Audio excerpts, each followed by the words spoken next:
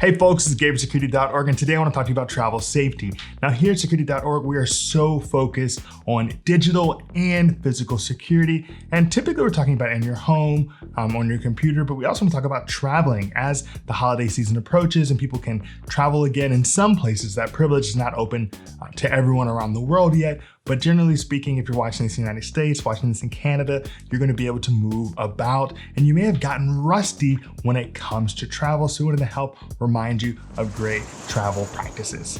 Briefly, you might say, well, Gabe, how do you know anything about this? And while I don't want to delve into my background, this is not about me, I do want to say that I've been to, upwards of 40 countries, and I've spent significant time in 6 countries beginning in high school. So I do have a bit of experience on a personal level, beyond a professional level, with staying safe while traveling. I also want to acknowledge that I am not going to be facing the same concerns as those in similarly situated circumstances. For example, I'm a man, I'm over 6 feet tall, I'm well over 200 pounds. So the other people who are individuals with their individual characteristics may not feel as comfortable in certain situations as I might, and maybe vice versa. Now, that being said, I do think everything I'm going to go over today is useful for people of all types and in all situations. Now, the number one thing I'm going to say is ensure you know the proper numbers for the authorities wherever you're going. So if you need an ambulance, you're going to want to know how to call an ambulance. Now, one thing I know that I will never forget is that I've had to know 192, 120, 119, and even just 18, in various countries that I've been to and lived in around the world.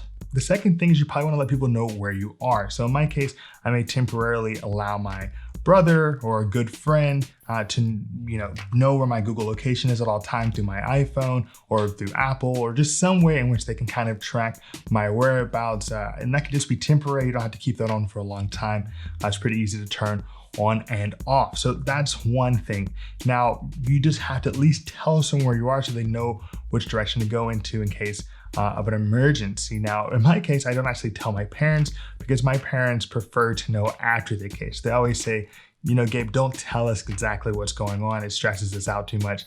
Let us know later. You can tell your brothers. So just keep in mind what's going on for your loved ones as well.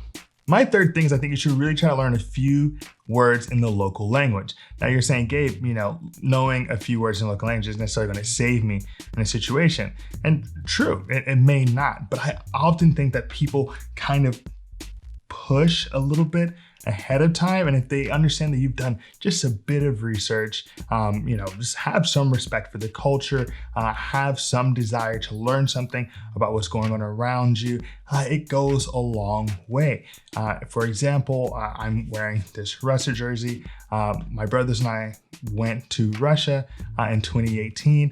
And beforehand, I just took the time to learn the Cyrillic alphabet, to learn directions, to just say hello, thank you, sorry, I don't speak Russian, things of that nature. And I think, of course, it's not a dangerous place in general, but that really goes a long way in kind of bridging the gap between, is this a person I have nothing in common with and therefore might want to mess with, or a person that, he's done this work or she's done this work to be understood. Now, the fourth thing goes deeper into what I'm talking about when it comes to learning about a culture, and this really is learn the common scams. In every country, there are common scams. For example, in my neighborhood, the scam is buying baby formula. Now, I'm the kind of person who I will buy baby formula for anyone that I think needs baby formula. And I imagine you're that kind of person too. However, in my neighborhood, oftentimes when people come up to ask you to buy baby formula, the real thing is buy the baby formula, which is very highly priced, marked up in a bodega, and then they immediately return it for cash. So that doesn't always make me feel great. I don't usually like to just pay some person just to get cash for baby formula. And I kind of know in my neighborhood who is running that any particular time. And, it's a little annoying, no one's really getting hurt by it, but that's the scam where I live. In France, if you're around the Eiffel Tower, you don't want to respond to people who are asking you to speak English most of the time. That is a different type. If you're in Shanghai, you may not want to go to a tea ceremony you're invited to by someone you don't know at all. Or if you're in Argentina, you may want to be careful when it comes to getting your money from the taxi driver. If they keep telling you that your money is fake money, they'll say, oh, no, this is fake. No, this is fake. This is fake. But in reality, all the bills you've given them are real. So these types of things happen in all countries. And I don't mean to say any of this to pick on where I live, or Argentina, where I used to live, or China, where I used to live, or France, or anything of that nature. Just to give you an idea of what the local scams can be like, you definitely want to take those into consideration and learn what they are ahead of time. Now, talking about the local scams brings me to my next point, which is talk to locals. So when it comes to talking to locals, they'll give you a better sense of what's going on in the community. Now, of course, the State Department will say, this is what's happening in this country. This is the threat level for X, Y, and Z. And I mean, I guess that's somewhat useful, somewhat helpful, but really you're gonna know what is a danger, not only for the locals, but for tourists by talking to people that are from there. So if you go talk and they'll say, hey, you know what? I wouldn't go down that street because if you go down that street, maybe there's a purse snatcher. Or you go this way, we just need to, they know about their community way better than you will, way better than the American government will know, and despite whatever they might be telling you. So that is definitely really important. Now, a side note when it comes to talking to locals is talk to locals, but maybe don't give up too much information about yourself, where you're staying in that moment, because we all saw Taken. We all know what happened in Taken. So you don't want to get taken. The next thing I want to talk about is insurance. Now, insurance always seems like, something I have to pay for. What? Come on, out of every month. But trust me, it's always worth it. I had a friend had a bad motor accident when we were abroad, and fortunately he is fine now because he was sent to the best hospital, and he was sent to that best hospital because he had great insurance.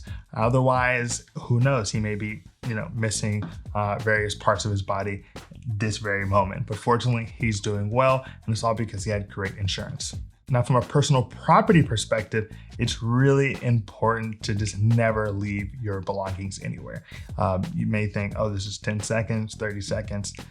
If you're not from there, you don't have anyone to help you out, you don't want to leave your personal belongings anywhere. That whole phrase attached at the hip, take that literally when it comes to your belongings while you're traveling.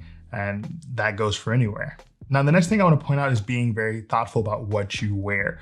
Now, no one here is trying to be the moderation police, but be thinking about where you're going, how people dress, in terms of, would I wear this necessarily everywhere? I probably wouldn't. Maybe bearing too much arm. Maybe I wouldn't, wear a backwards hat. Of course, in certain situations, I'm going to stick out no matter what. When I'm in Tokyo or when I'm in Korea or anything of the nature, I'm going to stick out to some extent, but I can at least mitigate it in terms of how I'm dressing.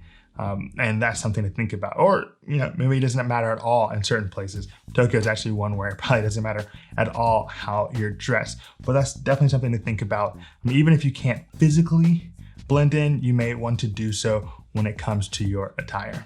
Now, the final thing I want to talk about today, and just avoiding all conversations around ATMs and things of that nature, that's probably going to be a whole different video, is fake Wi-Fi spots. So you want to be really careful that you're not going into a fake Wi-Fi spot or even a real Wi-Fi spot that is not properly secure and giving up all your information and data whenever you type a password into your computer. You're like, let me check my bank account. I want to buy, my mom or my dad this really nice gift in this gift shop. Let me check my account real quick.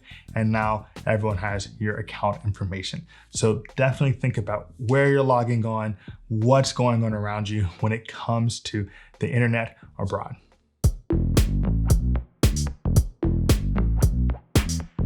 All right, folks, that's the end of my quick travel tips in anticipation of the holiday season 2021.